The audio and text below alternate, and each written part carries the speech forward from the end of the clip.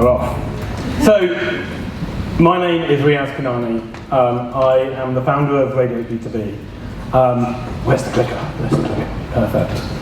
So, I am, at least according to my wife, crazy, and I've set up. This is startup number 5, number 6. It's kind of like when you get above the age of 40, you stop remembering your age. And it was really, about 10 years ago, I said I wouldn't come back and do another startup.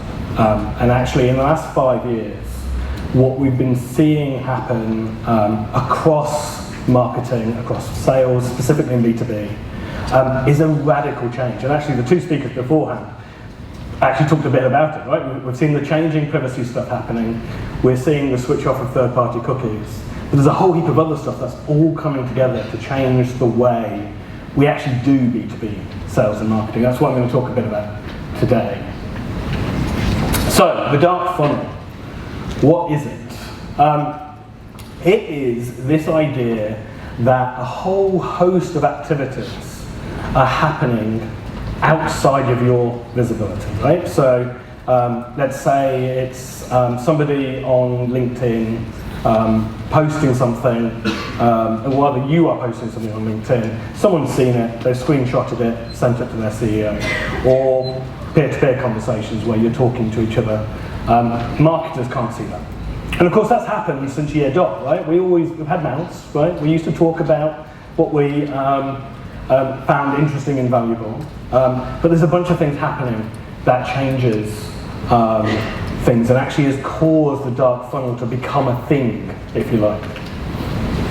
And so this is one of those changes. So one of the things we noticed 5 years ago now, gosh, was this idea that people were coming to your websites and they were not converting as quickly. So we watched as 5 years ago, typically people would come in, they might convert on the first or second visit. Now it's more likely 2 or 3 before that happens. And actually, in fact, before, this is Gartner research, Gartner shows now today, buyers are spending just 17% of time in total with suppliers. So if there's 2 or 3 people in a pitch, that's already down to 5%. That's nothing. If you rewind 7, 8, 10 years ago, it was closer to 50%. And if you go back to the beginning of the internet, it was almost 100%. Almost all information came via the seller. And so as a seller today, you end up having to find, you've got very little time to talk. Now, when it comes to marketing, one of the things that I love is that actually the basics, the fundamentals don't change, right? So product, price, placement, promotion, those things don't change. The bit below that, though, is changing continuously. And this change has meant that as marketers, you have to put more importance on that period before they actually get to your website. And so from an SEO standpoint, that's quite interesting, I think. It's not really my area, but it's definitely been interesting to listen to the sessions and understand it more. So this was research from LinkedIn, which just makes things a little bit harder. They show, and actually there's some more research I found last night from last year, this was from 3-4 years ago. They showed that 67% of companies, by the time they actually talk to you, have already made a decision in their minds as to which one they actually want to go with. The research I saw from last year put that at 81%. So growing. So back to the dark funnel. Let's drill in a little bit as to what I mean. Search, SEO, PPC, email marketing, all the things that we rely on, paid ads, sits in the visible, right? We have control and we have metrics over what we do there, right? We push stuff out, we see what the conversion is, we see the stats, and we keep iterating and hopefully doing A/B testing with consent to get the data that we can then feed back and shout about as being great. The problem is, if most of that stuff is now happening later in the funnel and is not happening as early, then these things that are in the invisible part become much more important.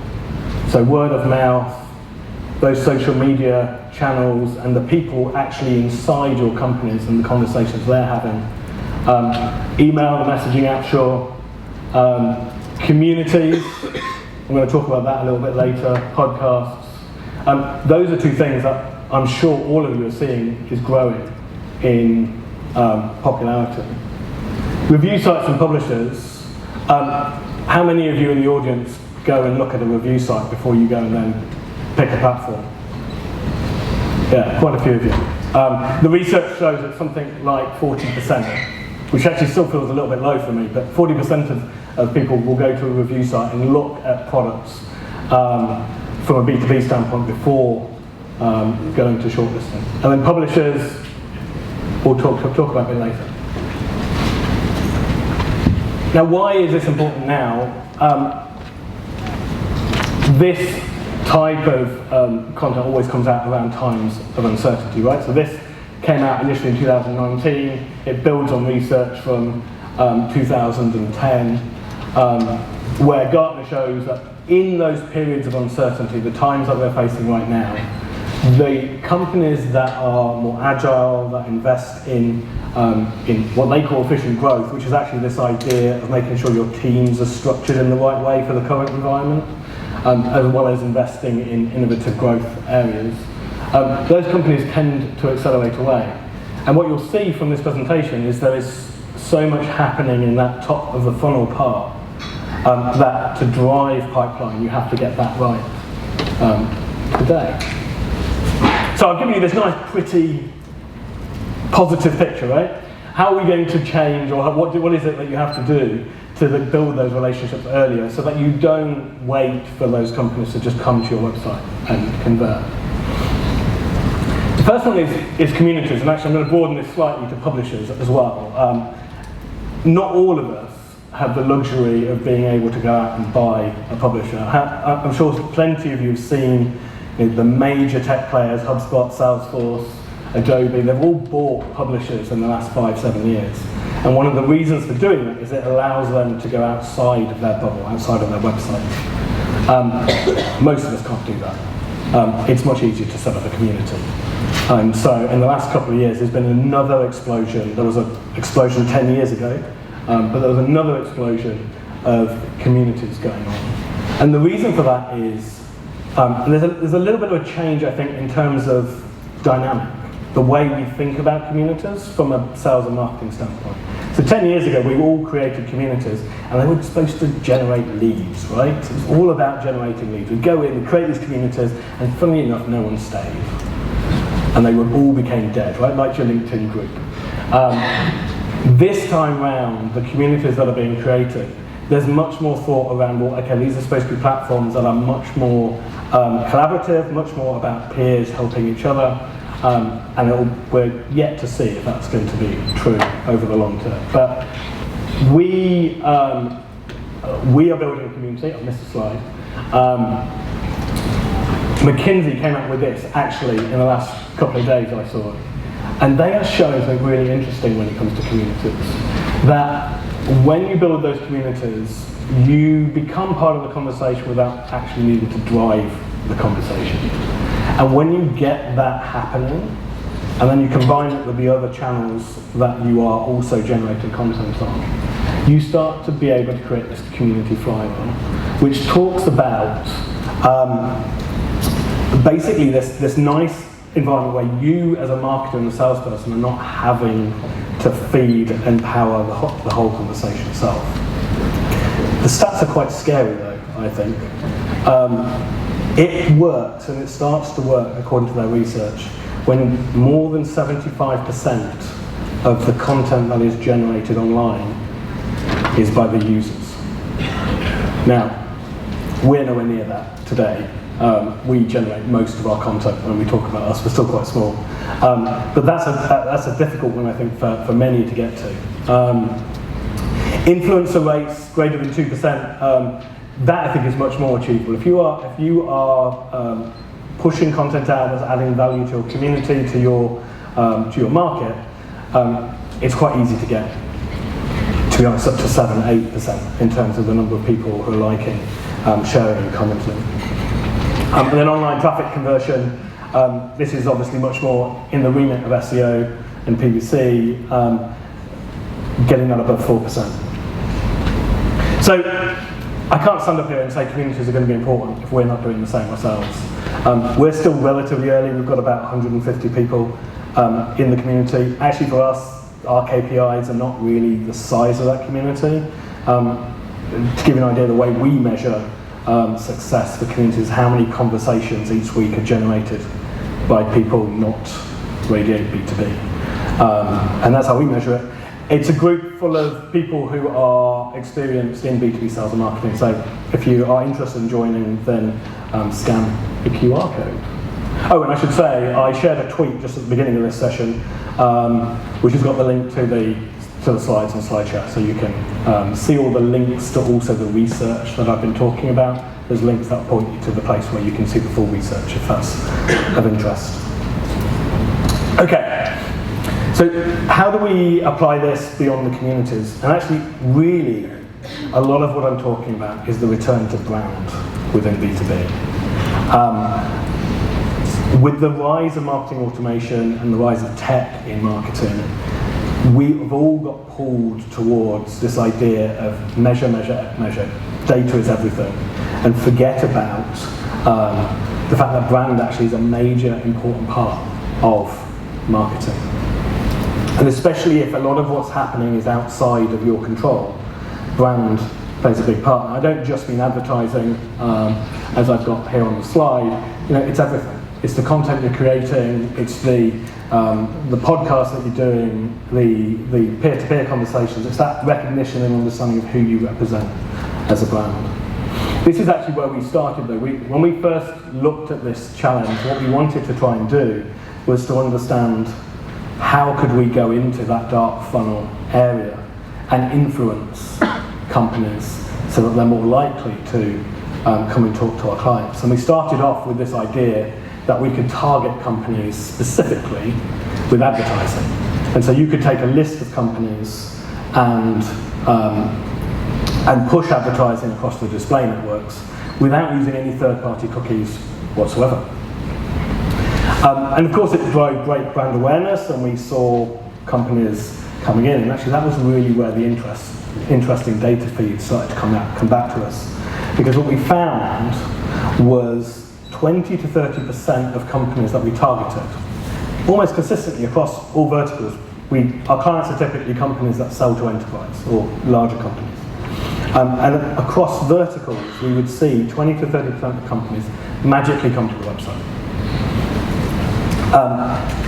If you drill a level below that, it was quite different for different verticals. So a level below that, probably of that, if you take that group of companies who've turned up on the website, in technology, 20 to 30% of them would have clicked and come directly, but 70 to 80% of them will have come indirectly to the website. In professional services, it's almost the inverse.